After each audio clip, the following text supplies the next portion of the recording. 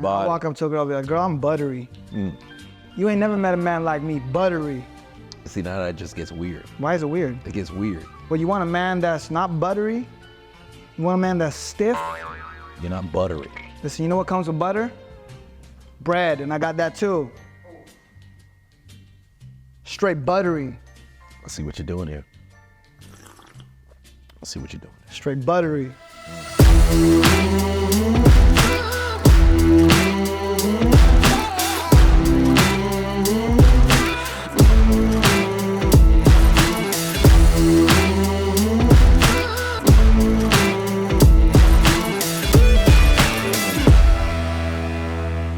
So that's the thing, right? Let's get into it. I'm not gonna lie, I feel like that would work. Say you're buttery. I'm far removed from like dating and women. I'm in a happy committed relationship, but like women don't like serious conversations. They don't. It's boring. Like I think that's the issue with a lot of like these like red pill guys. Like they're all like dorks, but they get too serious and they're trying to talk about like the state of the world, and it's like, bro, just say, if you can say the dumbest shit but keep the conversation going with the dumbest shit, I think it's the best for you. You know, you win. I remember Patrice O'Neal said that with men, we're very philosophical about dumb shit. Yeah. So that's what makes conversation so easy. Well, think about it. When you think about it, right? Like, when you think of what women like, obviously, like, money's one. Well, if you don't have money, what do they tell you to do? Be funny. Right. Because if you're funny, girls are gonna like you. But the only way to be funny is to not be serious, is to be dumb. So it's like, I've had conversations exactly like this. Wait, that's a specific one. You can't be serious and funny. No, you can't. You have to be like dumb. So it's like, I'll just like. What kind of humor have you been exposed to? Buttery, bro. That kind of humor. Buttery humor. We're back to this buttery humor. This is interesting. Listen, I'm telling you, somebody's gonna try it. Somebody watching this podcast, you walk up to a girl, you tell her you're buttery, under the right context. It's gonna be weird as fuck. Like, that's the thing, though. You can't just, you gotta provide the context. Like, you're not gonna pull on and be like, yo, I'm buttery. She's like, exactly. That's kind of, hi, I'm buttery. Like that no. It's kind of, right? Hi, butters. Like it'd be crazy, especially if you're like, let's just say you're a larger individual, right? You fat, right? You heavy. And then on top of that, you're sweaty, you're greasy, you're musty, really buttery. You're really buttery. So when you say you're buttery, the context kind of changes. So when you say buttery, what do you think in buttery? Like slick. Slick? Slick. Smooth? I get up in there easily. Oh my, okay, so it's Butter. straight to the Buttery. section. All right. So depending on your position Smooth. in life, that can work in your favor on like a cold open, or it could be. I mean, I don't think I would ever say that. But I think under the right context. Like I said, if the conversation went there, like how it went right now, we'd be buttery. But anyways, it doesn't matter. The red pill's dying because dorks are doing all the red pill stuff. That's you know? a segue. You know, it's a great segue though. But it's true. I saw people talking about it and I was like, this is corny now. It feels corny. It feels super corny because everybody's talking about it. Andrew Tate made it really popular. I jumped on the trend. I talked about it for a little bit. This is stuff I was talking about like years ago, but then I think it got popular. So I was like, perfect. I could talk about shit. But now it's like everyone's saying the same shit. Right. And it's kind of boring. Anyone can tell you that too, but no one's really following it. And like now you have just a bunch of people. Why do you think it's kind of, right? It's not hitting. It's not hitting because of the application of everything. I think it's creating echo chamber. Yeah. To where now you're in a situation where everybody, not only are they saying the same thing, they're all doing the same thing and nothing is different. So it's like, all right, we're piling your mind with all this information to unplug you from the matrix. Right. Great. Y'all are still plugged in. So what are you doing to unplug? Well, we're just gonna keep spreading awareness. At one point, somebody's gonna have to take action. All of these dudes, they're saying, well, you gotta do this, you gotta do that, you gotta make sure you do this. Great. The people who are now consuming said information, a lot of them aren't applying it. So it's almost like it's just entertainment for them. So it ends up becoming lip service from everybody else who's doing it. And the way they interpret the information also ruins it. The way they interpret information ruins it. That's the reason the red pill is dying, is because it's all of these dorks that don't understand what any of it's saying. And they think, they see red pill and they think hate women. Right. So we did a podcast like two episodes ago where my girl was on it and I was explaining like how we ended up started dating. And I was just like giving advice on how to use social media to get girls to like you. And people were like, oh, you led with money, you're a fucking loser, blah, blah, blah. And it's like, oh no, poor me, I have money, so women like me. Like, there's all these attractive women around me because I have money and I travel places and I live a great life. Like, I'm sorry I don't act poor on social media because I'm not poor, you know? So I was getting that hate and I was like, man, all of these dorks don't get it. They don't get it because they don't say the same shit to Dan Bilzerian. The only difference is because he objectifies them. So the dorks see it and they're like, oh, you have to objectify women in order to red pill them.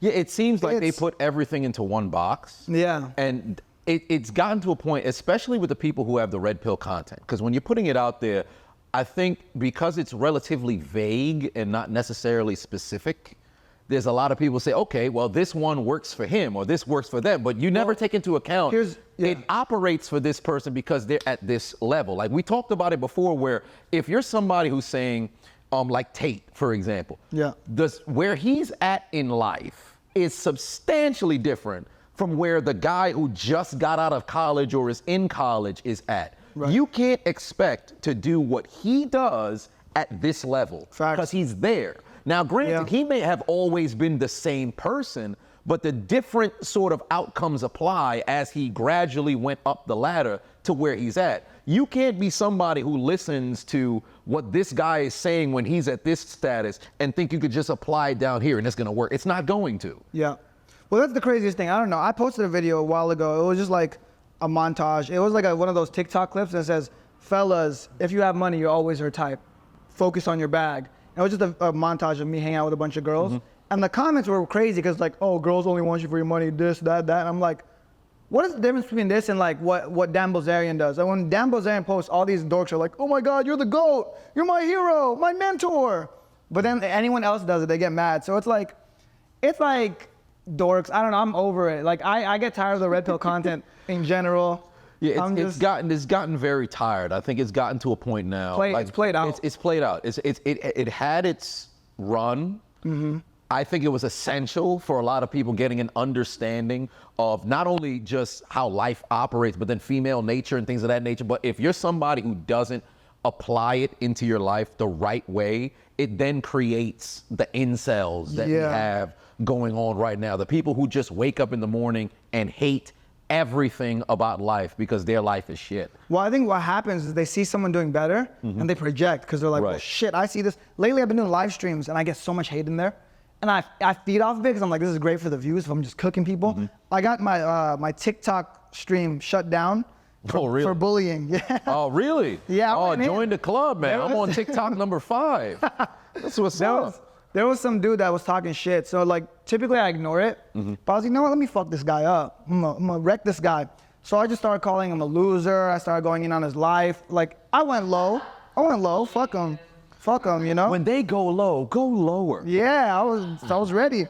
And then my TikTok stream gets taken down. I was like, oh, for bullying and harassment. I'm like, man, you guys are soft. It sucks because like they could come at me. Right. I can't defend myself. Yeah. Otherwise, I get banned. You know, and I got more to lose too. So it's one of those things where I have to just ignore it. So I've just gotten into the habit of blocking people. But yeah, people are just miserable, bro. Misery loves company. Truly.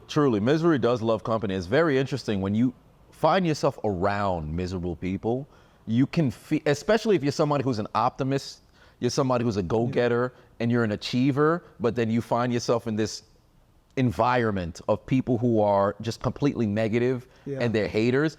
You can see the energy shift because you'll sit there and let's just say if it was the both of us, if I was somebody who was a pessimist, you were an optimist, and you were talking about something that you wanted to achieve and you in your mind believe this is attainable, I'm pretty much gonna sit here and try to find everything that's wrong. 100%. You'll sit there, try to find everything that's right. We're both doing the same thing where we're using our imagination, but we have different views on what the outcome will be. And you'll find yourself in the midst of conversation like, I don't want to be around this person anymore because you're trying to shoot down literally everything. Well, a couple of things to add on to that. I think the reason that most people fail in life is because, David, you trying to turn that on? Yeah. It's not plugged in. Oh, it's on? And it's a European. There's a European converter over there. Oh, dude, I had one of those. We're international in this house, man. Oh, yeah. Keep going. Listen, I'm a cultured man, but Yeah, so one of the biggest things, I think the reason a lot of people fail is because they're surrounded by these negative people. Right. And then you assimilate into the crew of people you're with. If you're around people, like 5 people that are just super positive, guess what happens? You become one of these positive go-getters, thinks they can do it. Whenever I'm around rich people, and I noticed this lately, I'm around you, I'm not saying whether or not you're rich, because I know you are. Allegedly rich. But anytime I was around a guy worth $100 million, I was around another guy who's worth a couple $1 million, and everyone is super positive. Everyone's super curious, everyone's super positive, everyone's like, yo, we should do this, we should do this. There's always 100 ideas, because they look at the world as a one big opportunity. Right. And then you're around like broke people, and they're all negative, bro. They're all like, well, you can't do it, it's not possible. And it's like, it's possible, you just don't have the mindset. And usually, typically what happens, whether you believe you can or you can't do it, whatever you think is true. You're right. Your perception is your reality. If I think I can do something, I'm most likely gonna end up doing it because I think it's possible, and I take the steps to do that. It sets off a domino effect. Just believing something's possible, you set off a domino effect that then follows up into it becoming real. You think something is impossible, the opposite happens. You set off a domino effect and it becomes impossible for you. So people are just stuck in that fucking broke mindset. I'm really passionate about this, obviously.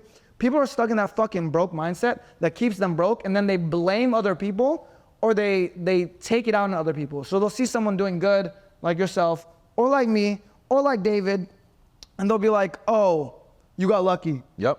You're a scammer. You're like, they'll talk shit about what, you could do anything, right? The other day I donated on my live stream, I donated to Maui, shout out Maui. I donated to Maui because I was like, you know what? I like the feeling I get when I donate. It's like a selfish thing to donate because you feel good about it. Right.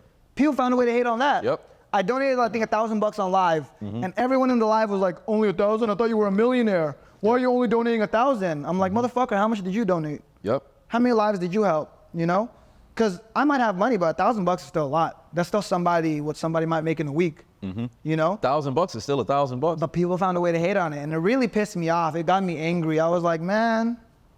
That's one of the things about life. Like, and there's always going to be somebody who complains. Yeah. And I'm happy that you brought up mindset, because social media now, everybody talks about mindset. Yeah. Like, and truly, no matter what stage of success somebody's at, as long as they're successful, it's the mindset that comes first. And it's almost to a point where it's drilled in content so often to where you feel like people keep saying the same stuff, but truly that's a blueprint. Yeah. If your mindset is shitty, you're gonna have shitty results, period. That's just what it is. So ultimately, if you put your mind in an optimism sort of frame, you'll be in a situation where slowly but surely you'll find yourself on the path to success. But the people who are negative all the time, they always find stuff to hate, especially those who will hate on like donations, because I see it all the time. Whether it be a celebrity, whether it be a entrepreneur, whether it be a regular everyday person, any form of donation towards something, they'll say, oh, you could have gave more. Let's just say if I had $50,000 to my name, I donated $48,000 and I only had $2,000 left, but my living expenses are $5,000 per month. Now I'm at a deficit by the end of the month. They wouldn't say, wow, that's very honorable. You gave up 98% of your net worth to make sure those people were okay. They'll say, oh, you're stupid. Why would you give away that much money? Yeah. But if you gave away, let's say 40,000, you kept 10. Oh, wow, you could have gave away more. What do you need 10,000? The people are always going to find a way to hate. I find it so interesting, like even with whenever Bezos or Musk or whoever it may be. I saw Bezos donated like $1 billion. Yeah. And they were like, oh, this is only 0.0001% of his income. You start, like, think about the type of mindset you gotta have to be somebody who starts doing math on net worth to say, oh, well, you could have gave more because this amount of money is the same equivalent to if I'm making $100,000 a year, that's just basically $1,000. That's nothing. I'm like, are you kidding? You've given nothing. You're watching somebody donate. You've donated nothing, but all of a sudden you care about my donation, let alone you don't care the fact that you did nothing. That's crazy to me. It'll never make sense to me. Yeah, it's wild because a lot of people have that mindset too. You know, and I get it though. Like, here's the thing. It's a crabs in a bucket mentality. We've talked about it before dozens of times, but people don't want to be at the bottom by themselves. Right. If someone is unhappy, they want other people to be unhappy with them. Otherwise, they feel lonely, and people just want to feel like they belong somewhere. So rich people hang out with rich people because they belong there, and then broke people, negative people hang out with negative people. It almost like clusters up, right? No matter what, you'll find your little pocket of people. to hang out with, to be with, people that are like you. But when I look at it, I'm like, this is why broke people stay broke. It's like, you motherfuckers are tearing each other down. Rich people collaborate, broke people criticize. Yep. You're at the bottom, none of you have money, and you're sitting there talking shit to each other. Yeah, that's a bar right there, though. That's a bar, though. That was a bar. So right it's there. so frustrating, bro. Like, that's the one thing I think I've realized since the last time we shot the podcast, because I've been going live more and I see it and I'm like, motherfuckers are miserable. Right. Get that shit away from me. And it doesn't matter how much you try to drill it into their minds. Like, hey, listen, this is what has to be, tweaked in order for you to find success. Because what's so interesting to me is, no matter where it is in life that you may be, right? Let's just say you're at the bottom where you're basically not even really breaking even. You're still operating at a deficit, you're paycheck to paycheck, whatever the case is, right? You recognize a change has to happen. But in order for that change to happen, have to have that mindset shift. But if you're constantly negative, what's ever gonna change? You're gonna be in this same circle from whether it's 18 to 25 to 32 to 47 to 58. And you're gonna, as you continue to get older and older, when you get more set in your ways, you're not gonna be somebody who's gonna be willing to take a risk to go and change things. You're not gonna get around a different sort of people and expose yourself. You're just gonna say, well, this is my life. I'm gonna be a hater for the rest of my life. And if you have offsprings, you're gonna project that onto them. And now all of a sudden, your children are gonna be raised in a situation Generational curse. where you absolutely hate naturally. It's a generational curse. And you create the same generational curses that you said you was a victim of, but you don't recognize you have the power to change it if you just change the fucking mindset. It makes no sense to me. Yeah, bro, it's so frustrating. And these people, like, no matter how hard you drill it into their head, because I'll share it with everyone. I'm super transparent. I talk to everyone about everything. I want people to know that we live in a world of abundance, because people that are broke, they think it's scarce. They think, oh, if he's getting it, I'm not getting none. Right. If We literally can win together. If he's getting it, I'm not getting none. But that's not true. Everybody wins. Right. A great example, if you're gonna look at a resource like food, people assume, oh, there's only a certain amount of food. It's not true, because technology comes out and now there's more food. There's food for everyone. Now it's abundant. We don't give a fuck about food no more. People were talking about, like, well, because of capitalism, and this is not political. We're not gonna get political here, but people said, because of capitalism, there's always gonna be a winner and a loser. I'm like, because of capitalism, nobody fucking starves to death in America. Right. There are people starving to death in other countries that don't have capitalism, but I know for a fact in America, you don't see people fucking just dying of starvation. Because capitalism exists, because even the poorest of the poor, the very bottom in America, people are not dying of starvation. Yeah, there's shelters. People have access to clean water, shelters. They're not fucking dying. And I promise you, somebody will be in the comment section still, but there's an exception to the rule. I know a guy who was in Detroit. They were by the water, and then they died because nobody gave them any food. Just because you have there's somebody doesn't necessarily make that the rule. Like, of course, there's exceptions to every single rule.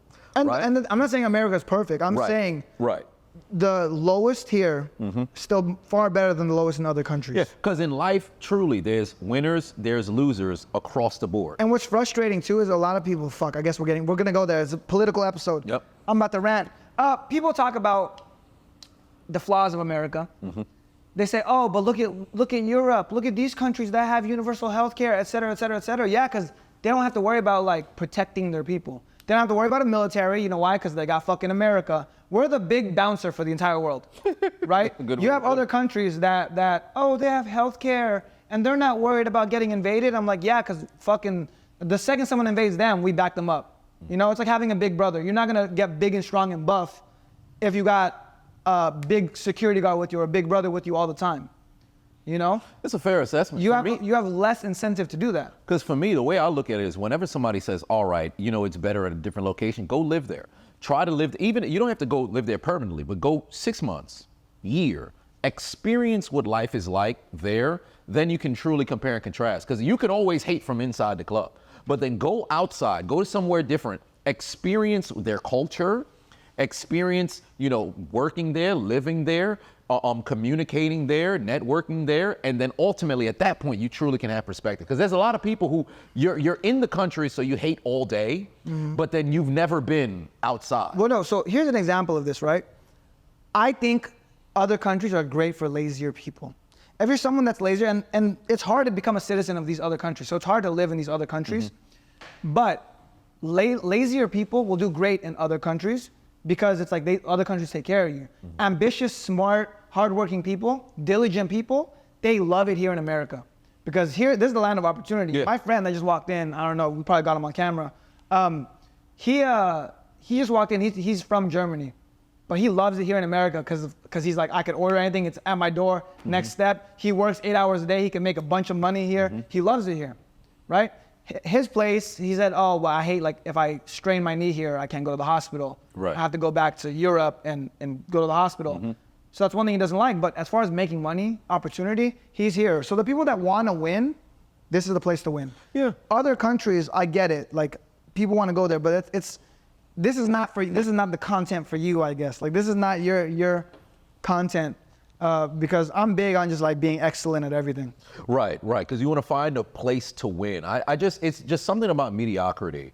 And how would you feel if you got to 1 million YouTube subscribers and like, cool, you made 1 million YouTube subscribers, we're gonna give 100,000 subscribers to Renee, we're gonna give 100,000 subscribers to David. They're trying, but they didn't get their 1 million subscribers. Oh. How would that make you feel? Oh, dude, I'd be livid.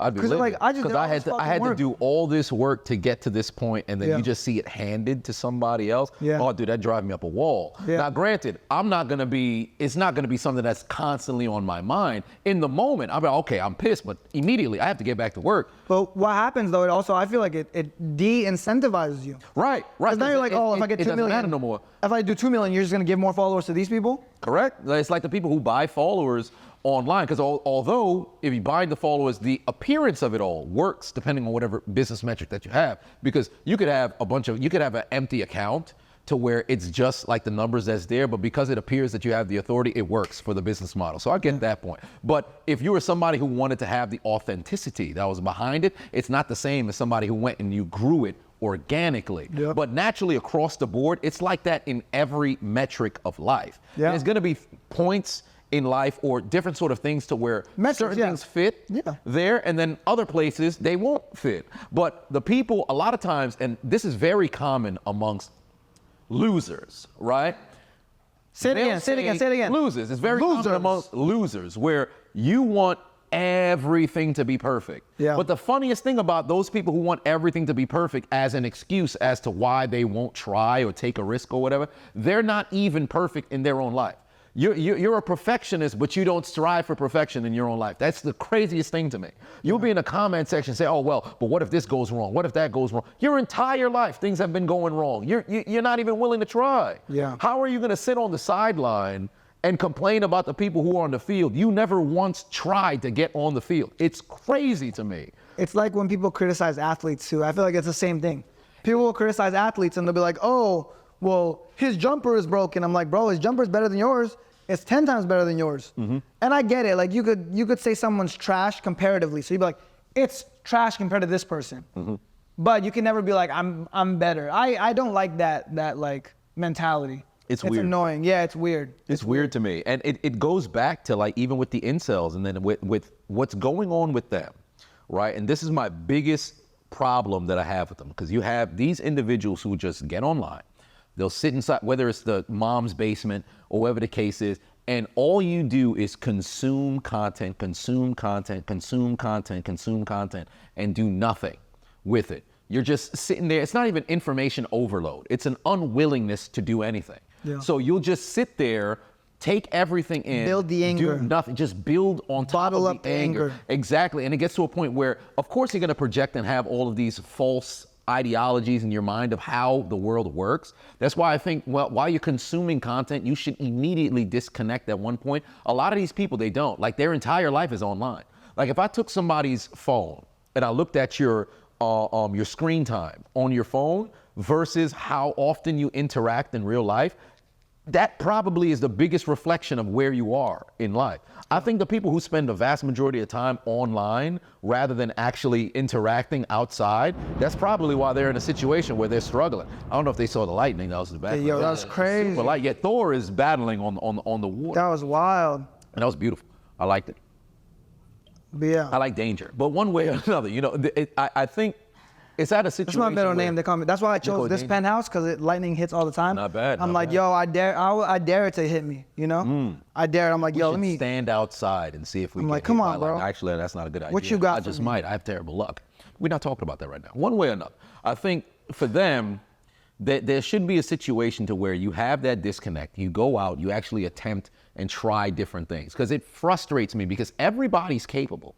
What bothers me the most is that there are individuals who wake up every single morning and say, well, you know, in life, not everybody's going to have the same opportunity. Not everybody has the same exposure. Not everybody has the same resources. That is true. Yeah. But what is the alternative? If I'm now going to live the rest of my life saying, well, you know, I guess I just don't have the resources. Well, where are the resources located? Do what you got to do to get to the resources. Yeah, man. The moment that you identify there is a problem, you should work towards a solution, period. Yeah. That should be what it is. Yeah. But these incels, losers, bitches, spend their days doing nothing. It bothers me so much because I know what it's like to be at the bottom. Now, granted, because I grew up with both my parents. You grew up single mother, right? Yeah. Two different particular dynamics. Did that slow us down from working? No. Fuck no. But you make your mess your message. I hear all the time, make your mess your message. You do that. So a good example, I tweeted this the other day and I was like, this is fire. My dad obviously abandoned me and my mom. Sucks. People can cry and complain, oh, I'm a loser because my dad left. The way I see it though, I'm still grateful for my dad in a way. My dad was a crazy guy. He's been shot 5 times. He's had 2 strokes. Dude still walks around and does whatever the fuck he wants. Last time I saw him was like a year ago and we went to a restaurant to go eat. Dude's eating like shit. Cause like stroke can't kill me, right? So gunshots can't kill me, stroke can't kill me. And as a kid, I remember like whenever he would visit, he would just tell me, he was like, listen, just like me, you have 7 lives. You know, you're like a cat. They shot me 5 times, still alive. And so he had 7 left? And I see, no, well, I don't know how many, but I see my dad like whenever I see him, dude just doesn't give a fuck. I see why people shot him. Like I know, I get it. Like I understand why. But I tweeted, I was like, but I'm still grateful for my dad because whatever dragon blood he has inside of him, he put it inside of me. And I'm gonna try and take the good traits from that. The genetic disposition, right? That dog that I don't give a fuck, that hard to kill, and I'm gonna make that my own thing. But I'm not gonna take the bad parts, you know? So that's the way I see it. Like if you take something traumatic like that and you learn to embrace it and you learn to take it and make you great, bro, that's the key. It like touches on when we had the prior episode where we talking about turning the trauma into triumph. When you're in a situation, you take... Make your mess your message. Turn the trauma into triumph. Like people, it's mind-boggling to me because everybody, like we said before, everybody's trauma is different. Yeah. It'll take time. Nobody operates on the same time scale. Yeah. Right? But you have to have the willingness to say, all right, where can I find a silver lining? Where can I find a positive in the negativity that we're currently inside? Then at that particular point, you work towards it. You just take the good things. All right, cool. If I grew up in a situation where, let's just say you were an orphan, you had no parents. All right, great. You got no parents. It's shitty sort of situation. Become Batman, bro. Right? Exactly. Find a way to say, all right, I'm in a shitty situation. Where can I make this positive? Because I promise you, there's a moment in your life where you had a small bit of happiness. Bottle that. And then find a way to project that happiness because it's a feeling. Just like negativity is a feeling, positivity is a feeling too. You take that same sort of feeling and then project it throughout the remainder of your life. It's so fucked up. It's crazy to me. This is so fucked. You ever see those guys with like no legs? Yes. Like the motivational. I don't know who they are, but I see them, I'm like, yo, that's fucked. Yeah. And I think about that, right? Like whenever I think I'm sad, I'm like, nah, fuck that. Exactly. Oh, great. There's a dude who's a motivational speaker. He's a quadriplegic. That's what I thought about. The dude's a quadriplegic. And I'm like, what the fuck? Put myself in that position. Right. Oh my God. God, please, never. But I'm like, how is this guy so fucking positive? That was one of the things. That was one of the things that got me. That's what makes him special. Exactly, because you'll see those people. You always be like, oh man, you know, my situation is shitty. There's always somebody who's doing way worse than you. And if you see somebody who, like straight off you don't need to know their life story. You don't need to know what their bank account situation is. If you look just straight visually, their life is fucked versus yours. At that point, can you complain anymore? So what if you're the worst? What if you're like the quadriplegic guys? Right. But you're not a famous motivational speaker. Oh man. You're like anonymous and you're starving. You're like in a country that's starving to death. Dude. And you're like, someone has it worse. You're like, wait, actually, no. Right. Because what would you? Oh no, at that point it's fucked. Like if you're in a situation where it's like, man, I hate life, I'd understand. Yeah. I mean, I would still say, hey, you got to figure out a way to make it work because this person made it work. Again, everybody's life is different. Right. But you have to find a way because the moment that you have a moment of laughing, the moment that I see a smile on your face, I know it's possible. Because if your entire day, your year, your week, your month, whatever the case is, it's all dread, like it sucks. And then at that point, I could say, all right. But if you find any form of happiness at any particular point, I'd say at that point, it's possible. Your sadness is based on your perception too. I'd say, yeah. That's the thing. Because there's been some days where I feel like down. I'm like, damn, I'm sad. But I think about it in retrospect. I'm like, I got this beautiful penthouse. I made thousands of dollars today. Got a beautiful girlfriend. Got a beautiful life. Why the fuck am I sad? For what? Just because I business deal, because I lost some money in crypto. Oh no, I lost money in crypto. My life is over. Like it's all based on your frame of perception, right? Because if you're basing it off of your loss, you're gonna be sad no matter what. If I lost the basketball game today, I'd be upset, right? But there's people that have been losing their entire life. Yep. There's people. So if you compare it to someone else, and I hate comparing to other people, but you compare the sadness, the struggle to someone else's struggle, you, for the most part, are always going to be doing better off. And it's funny that you say it with perception, because they say that comparison is the thief of joy, but that it's only the thief of joy when you're looking at it from like a positive thing. So let's say you have a big win. Oh man, I made $1,000 today, but somebody else made 10,000. You're like, oh well, shit, my 1,000 doesn't feel like shit. But you could be in a situation where it's like, oh man, I made $1,000 today. Well, somebody made nothing. Oh well, I feel good about it. So it's all how you perceive comparison, what it is that you're doing. For me, comparison to me is the thief of happiness. I'd be stealing some people's happiness when they compare themselves to me. Fair enough. Oh, so it's the opposite side for you. See, it's all about perception. That's all that it is. Yeah. You know, and it goes back to those people who wake up in the morning negative, because it's one of those things where I want this to be like a staple of the pod, to where the mindset is by far the most important portion of your life.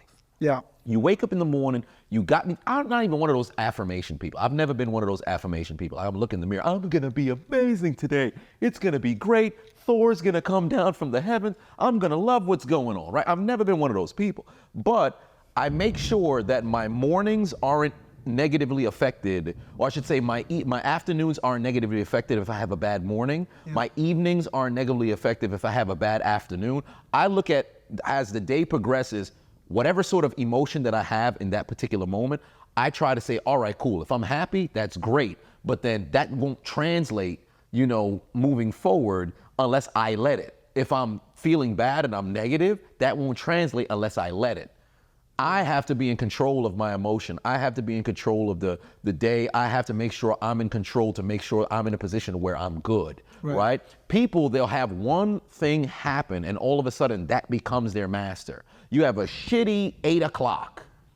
Now all of a sudden 9, 10, 11, 12, everything's fucking shitty. Don't get me wrong, you can have time to get a reset, right? If the day everything's going wrong, all right, cool, it just wasn't my day. But don't wake up Tuesday after you have a shitty Monday and now all of a sudden you have a shitty Tuesday because you're still thinking about Monday. You got a shitty Wednesday because you're still thinking about Monday. Now you have a shitty Thursday because you have a shitty Monday. Like at that point, you got to find a way to disconnect from all that other stuff. It's necessary. And then if you have a positive, same thing. Dog, what the fuck is happening out there? Something going on outside. If they could see on the camera, I mean, it's let's just say Storm is battling it's like against an Avengers battle. Yeah, yeah. It's going down outside. Let's just say if you're a Pokemon fan, there's a Kyogre is pretty much coming out of the water. Hey, don't call me that. So it's coming out there. Oh yeah, you were big on Pokemon as of late. Yeah, Kyogre. Yeah, don't call me that, bro. Kyogre is Come on. coming out of the water. Rayquaza is descending from the skies. There's Zapdos everywhere. I'm becoming a Pokemon. I love me some Pokemon, but that's I like Pokemon too. I'm not gonna lie. Yeah. That's my one. So like, it's crazy. I never really got into like the anime shit, but like, Pokemon was the one thing I got into as a kid. I was like, this is a banger. You know why I loved Pokemon so much? It's like dog fighting. Wait a minute. Wait a minute.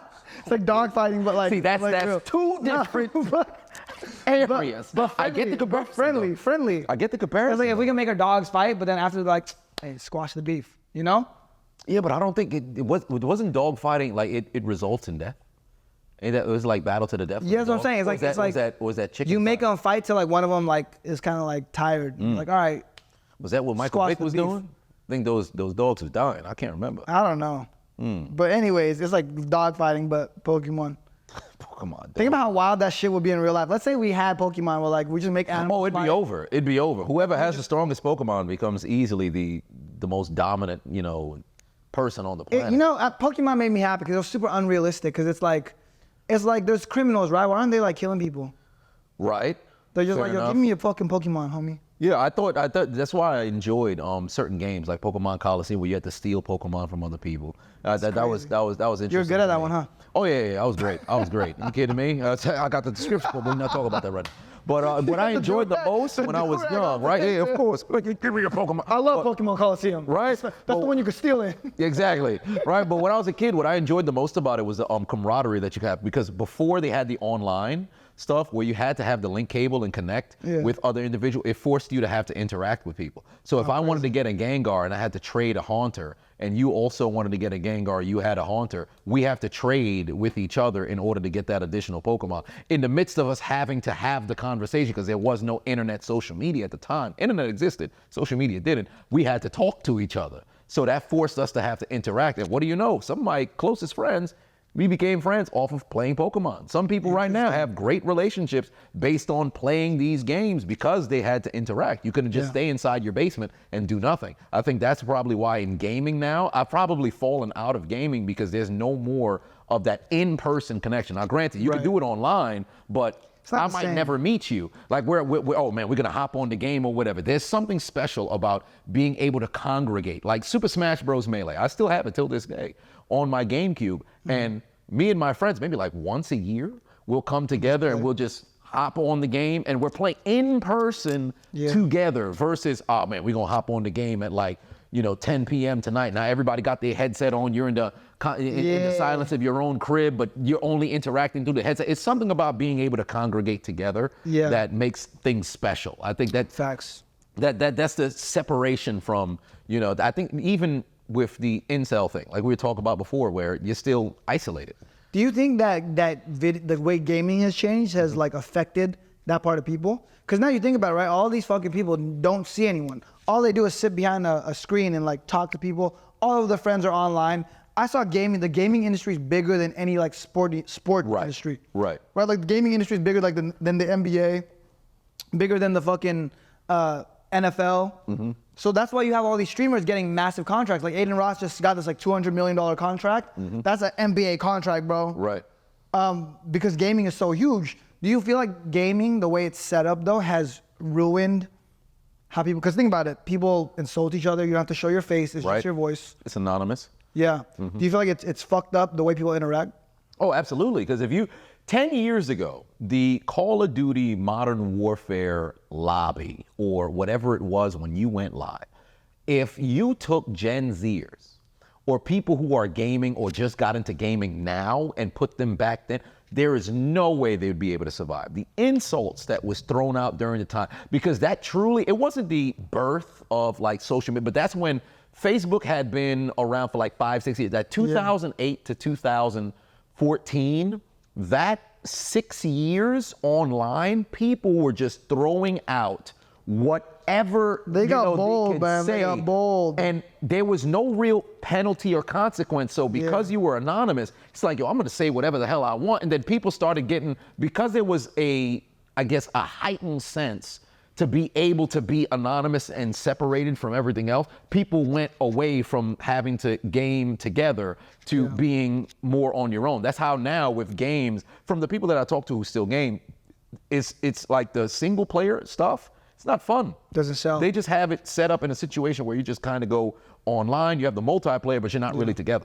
But ultimately, I think with gaming, it's gotten to a point where across the board, really, even with work, remote, everything, where you're away from people. Yeah. So it not only in the game are you isolated, it applies to everything else in life as well, because you're away from people. Now that I think about it, when I think about like my version of gaming, it's like business. Right. The way I look at business, it's like a game. It's like one real video game. Money is the way you keep score. Yeah. Right?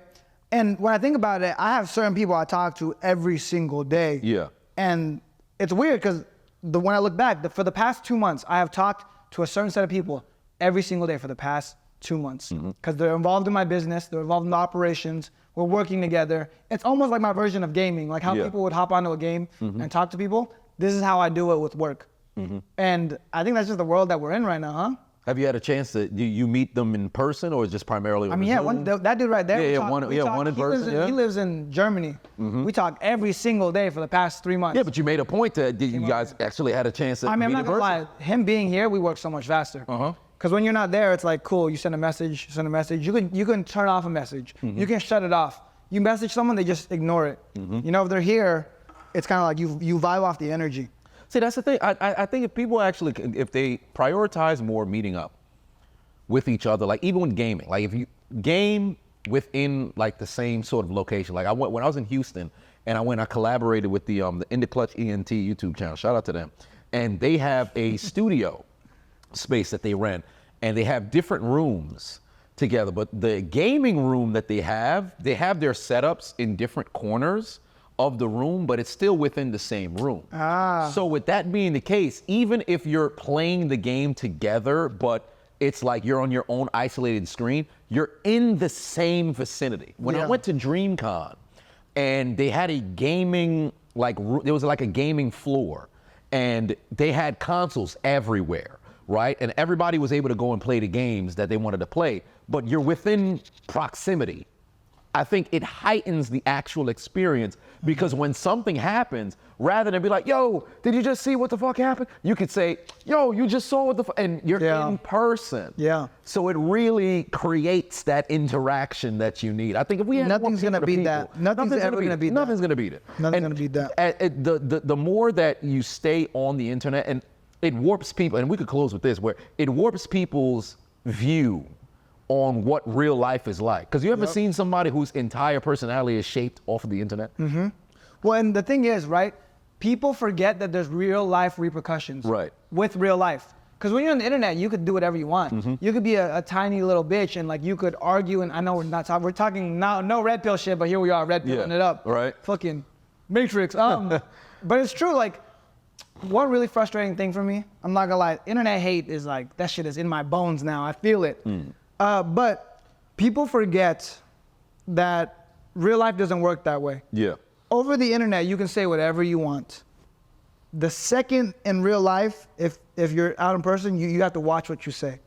Everyone does, because you don't want that smoke. You don't want those problems, you know? So I think it just changed the entire way we communicate, we interact. It's made it more toxic, the way we interact, because when you interact in person, there's a level of self-respect and respect towards another, right? Whereas over the internet, that level of respect is gone, and people treat it like a free-for-all, and it's a shield. The internet's a shield that protects people. Yeah, it is. It really is, because you can say whatever you want. Like, you ever seen whenever there's, it goes viral from time to time, maybe every other month, they'll have this happen where there'll be a restaurant or a business owner who somebody had a negative experience. They ranted about it on, whether it be on Twitter, well, X, or Instagram, Facebook, YouTube, whatever the case is. Their post would go viral. They didn't plan for it to go viral, but anything you post online, it could go viral like that. Then immediately, people will gravitate. Individuals who never went to the establishment will say, oh, wow, you had a negative experience like that. That resonates with me. I'm gonna leave a negative review.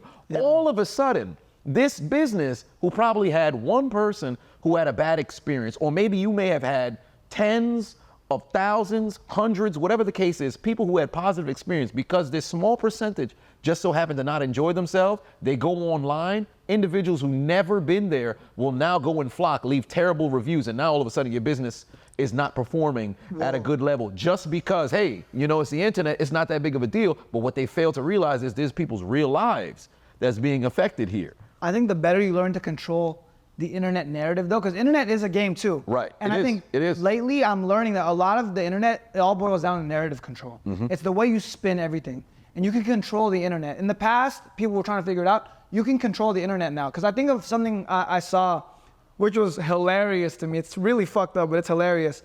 There was a girl who left a bad review for a club in Miami, Club Live in Miami. It's one of like the hottest clubs out here. Yeah, it is. It is. And she was like a bigger girl, heavier set. She couldn't get in. She's like, they wouldn't let us in. Usually at clubs, when you're a girl, you can get in. this place didn't let us in. Rightfully so. No whales. And then I remember somebody tweeted like, oh, they're not letting fat girls in there? I want to go even more now. Well, fact. It went super viral. And it was just a win. Like, I don't even think the club responded. They were just like, whatever. Because the way that it was spun was like, you spun it. It could have been bad, right? If there was no damage control, if there was nothing done to it, it could have gone bad. But because someone spun it that way, made it humorous, made it funny, it flipped the entire narrative, and now people are like, oh, no fat girls are allowed to go there. Let's go to this club. It's fucked up, but it's like if you can control the narrative like that. So now whenever I see any sort of meme, because they're disguised as memes, any sort of meme or viral post, I'm like, is that manufactured? Did someone make that to control the way you think about something?